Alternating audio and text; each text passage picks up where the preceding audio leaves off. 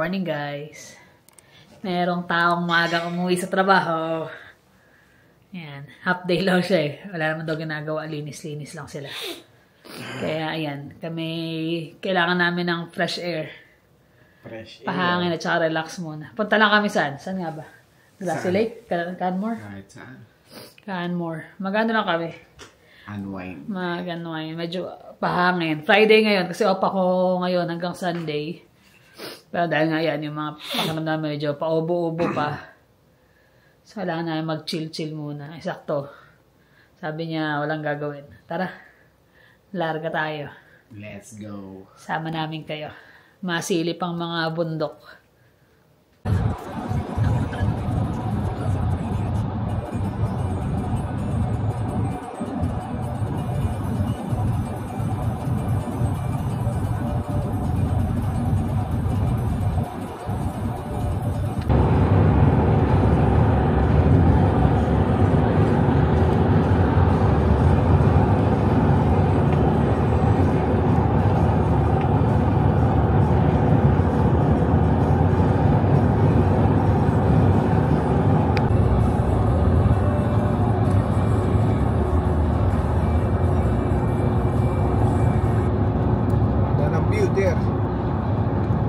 Lapit na. Lapit na ba? 32 minutes na lang. Lapit lang yun, ano ko ba? Ilang kilometro? 48 kilometers. Veris lang yun. Ayan o. Malapit na kami. Pero inaantok na siya eh. Inaantok ka na, dear. Aga na kasi namin gumising dahil nga pumasok siya kanina. Natural na sa akin yung may hikap na. Hikap? Nakasampung hikap na siya. Sabi ko ako na magdadrive ko, inaantok ka. Ayaw naman niya. Siya nilang daw. Malapit na eh. Nakakita mo ba yan? Asa pa. Makita tayo dati sa isa mga bundok dyan. Ayoko nang ulitin yan. Isang linggong masakit yung mga hita at saka binti ko. Ayan na. Pero mga malamig. Nakikita niyo yung mga yelo sa tuktok. Tapos nga naka-ginelas na. Crocs lang kami. Saglit lang naman kami kasi para kanilang talaga. Magre-relax lang. Upo habang nagkakape. May bagong kape. Hindi natin nadala yung hapok there. Ayun nga no. Sarap sa ano. Okay na baka mamaya makakatulog tayo eh. Gising mo madilim na.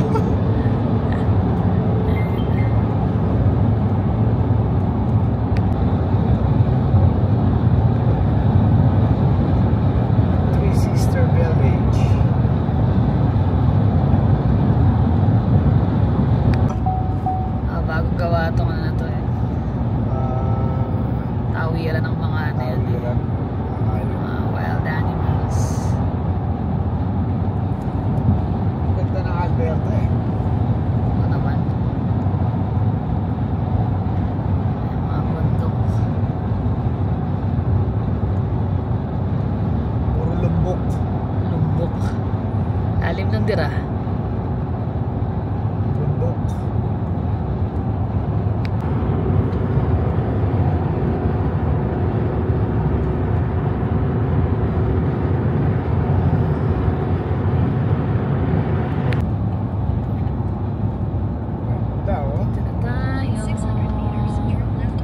Diba? Naka-GPS kami. Hindi namin kabisado eh. Pero naalala ko nung una kaming umalis noon, dito kami nagpunta sa Canmore. Tapos naglakad-lakad lang kami dyan sa pinaka-town nila.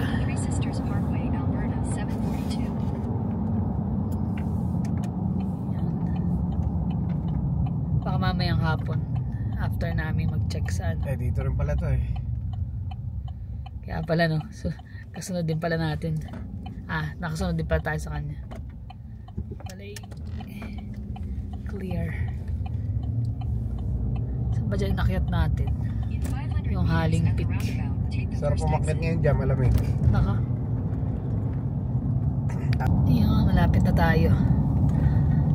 Ilang kilometro na lang. Sabi ko sarap pag-stay dito. Yung mga nag-hike eh, yung mga naglalakad lang. Wala pa, hindi pa tayo condition sana eh. Hindi pa tayo kondisyon sa boxingero. Boxingero ka ba? Boxingin kita, nilalako mo ako. Kailangan ba? Dapat pala ako nadala namin yung bike, hindi namin nabit-bit yung bike. May mga bus din ah. May mga? Bus. In 500 meters, turn right onto Three Sisters Drive, Three Sisters Parkway. Ayan na. Favorite pa there. Three Sisters. Yan yung nakit namin. Ayan, itong nasa left side. Ito ba? Oo, yan. Yan yung korte na yan, hindi mo naalala yan. Dito na ba? Take the next right onto... Ayan, dito na tayo. Dito na sa Grassy Lake Trailhead.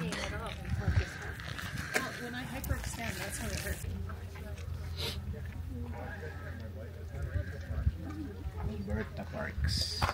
Grassy Lake. Let's go.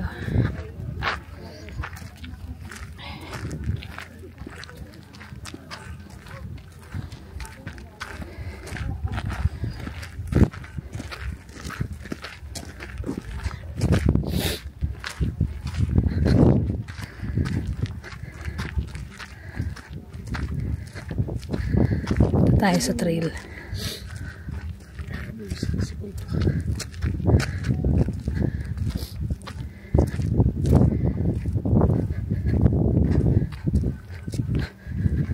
May sarado, no? May ginagawa siguro na ano.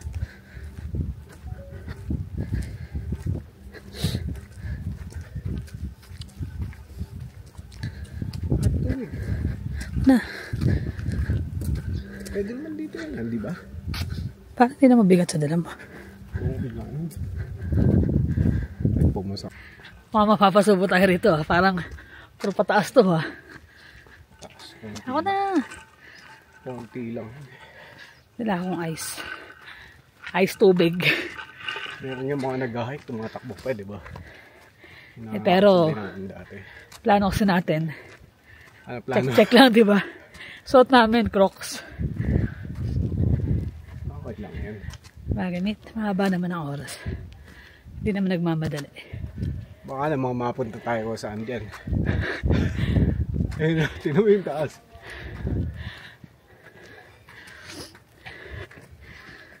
Meron nga, may dala pa stroller eh. Pumasok ba yun? Ayun.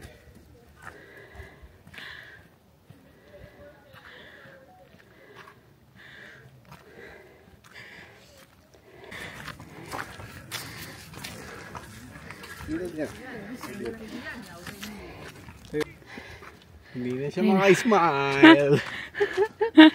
Kapagod na. So, nakakita na nakatumbang puno. Ayoko. Alam na. Pag naupo ka, wala. Kailangan dala-diretso. Alam na dis. Ayoko. Ang usapan namin, hindi mo na mag-hike. Kasi, konti lang yung oras. Sabi ko, tambay-tambay lang. Oh, eh bakit? Sabay punta ng town. Ah. Ng Canmore, lakad-lakad. Ganyan. Paglakad tayo. Ganyan ito yun. Ang layo na. Ay, no. Tapos, ano pa siya? Yung Pataas. constant na pataas. Wala siyang yung... patag na mahaba. Siyang dire-diretso. Kailangan lahat pataas. Ano nyo naman yung boses niya? Ano? Iba na eh. Hinahapo na. Kailangan na talagang magana. Exercise. Exercise. Magbawas na ng timbang. Ay lang naman. Hindi naman tayo itong nagmamadali. Hindi nga, pero ramdam mo yung hingal. Pero masarap, maganda yung ano. Hindi siya mainit, hindi siya malamig. Ang init na eh. Kaso naka-sweatshirt. Kami. Tapos naka-jogging pants ako na makapal. Kasi sabi ang weather is 11. Pero mainit. Pag naglalakad ka, iinit talaga yung katawan mo eh. Correct. Ang ganda na ano eh. Asan yung lake? May lake daw ba? Wala raw. Wala pala. Sa kabila raw ng bundok eh. Doon pa sa kapila. Wala nang tayong kasunder. Okay lang, dami nila. Naiwan na sila ron. Chill-chill lang kasi tayo. Bilis natin maglakad eh. Ano ba yun? Kita mo sila na yun, oh. 120. Taas yan, eh. 120. Ay, naka. Nakakita kami na upuan. Ayaw niya maupo kasi mataas daw. Ay, Taas sa'yo, paano ako sasampa dyan? ganda oh. Paligid ng bundok. Ang buto. Yan. Bundok. Yan. Pati doon bundok din. Yung iba hindi na nakasunod eh. Pataas ng pataas eh. Buti na lang nag-sunscreen kami kasi ang init. Nainit nga. Tarik na tarik ang Ako araw. tinanggal ko na nga yung ano ko eh. Jacket. Jacket, hoodie. Nakakat ka naman. Oh, let's go. Yan pa. Layo-layo pa. Ay. Kaya talaga eh. 1 to 2 hours daw ang back and forth nito. 1 to 2 hours? Depende siguro yun sa lakad natin. Eh, yung Basta ko lang naman sa review. Siguro kung pahintuhin. maganda rito, marami rin kasi mga nag-hike eh. Kaya okay lang. Ingat, alam mo naman. Labasan na ng mga bear ngayon eh. Kaya medyo ano tayo. Ingat-ingat. Ganda ng mga view dito. Dilim. Ayan o. Tandaan na nila pero ano pa rin sila. Tigka din. Ayan na. Sinyalis na malapit na. Ayan yung pinakamataas na bundok eh. Ganda o. Kung baka mahulog ka pa dyan. Grabe. Ingat ka. Ay, bukas. Hindi tayo abot dyan. Hindi. Gusto mo ba umabot? No? I'm not prepared. Ayun na, picture muna siya. Sabi ko, pahinga muna kami. My gosh, grabe. Papataas pa yan. Parang sarap ng feeling na pinapawisan.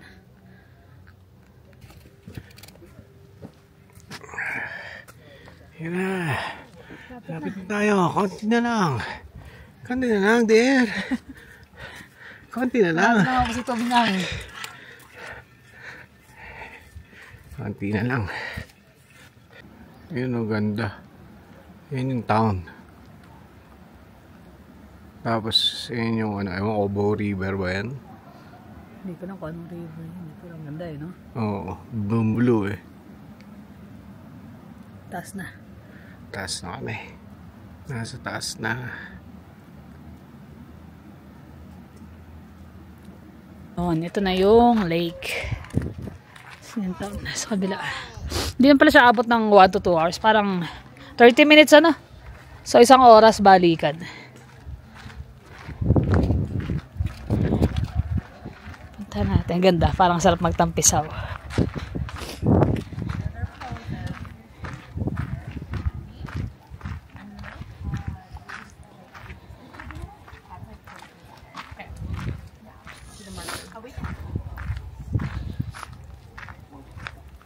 Do I press this one? You can push up. I try it. I'll just press this up. Okay. You make it look over. We can edit this shit.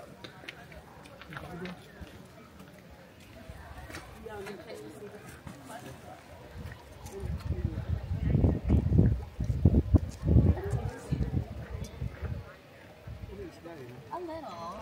Ganda rito, no? Maliit lang yung lake, pero ang ganda. Okay. Isda yun. May isda? Hindi mo nakita? Hindi na naman ang mata mo. Magre-reflect kasi sa mata mo yung araw. Parang sarap maligo eh, no? Lalabo yan. Sigurado. Ay, mga lubot sa ilalim mo.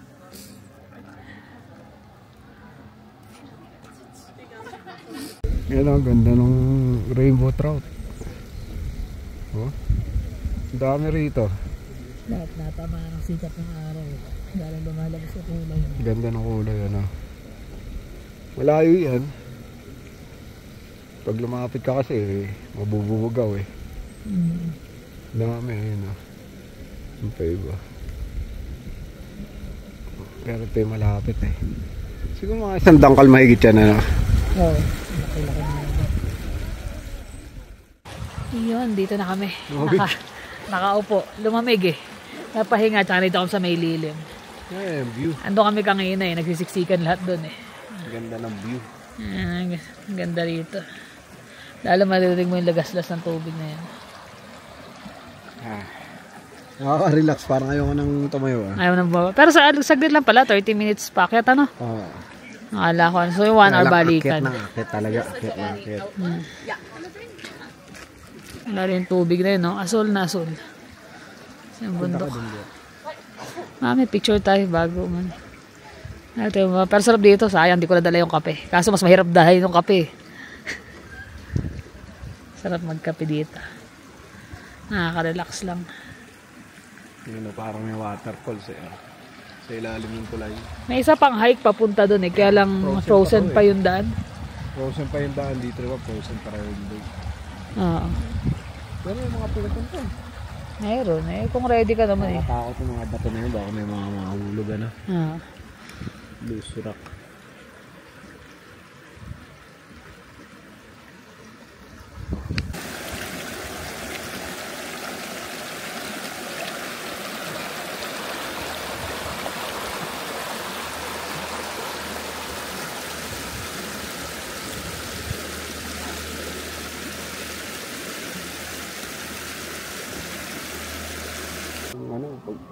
Blue, no?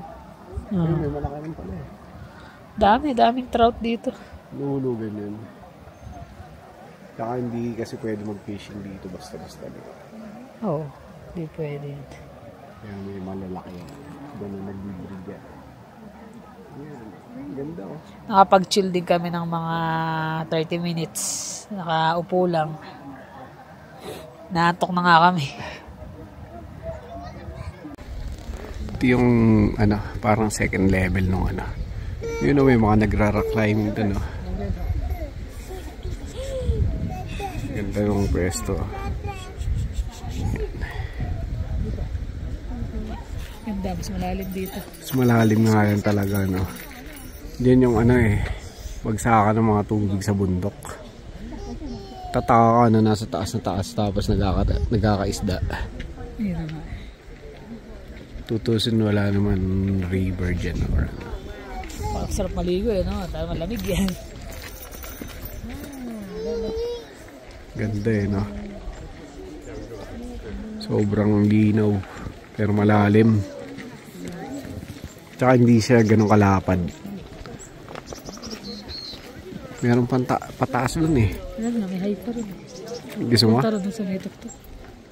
Eh, meron palang ano eh, parang rock climbing. Yeah. Oo, ibig sabihin, mga nagra-rock climbing lang yung makakapunta doon. No? Trail din. Kaya lang ito sa may gilid. Kaya lang, di ko alam after niya kung saan na. Kasi may yellow rin.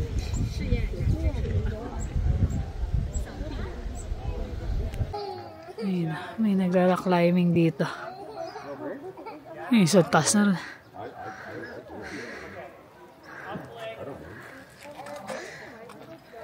There. Doon na ikot natin ito. Ay, hindi, balik pa rin. Wala pa rin daan. May daan ba dyan?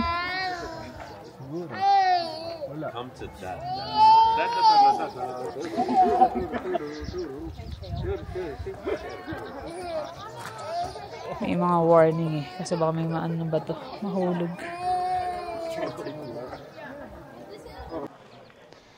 So, yun. Maganda-ganda rin yung ano namin, lakad.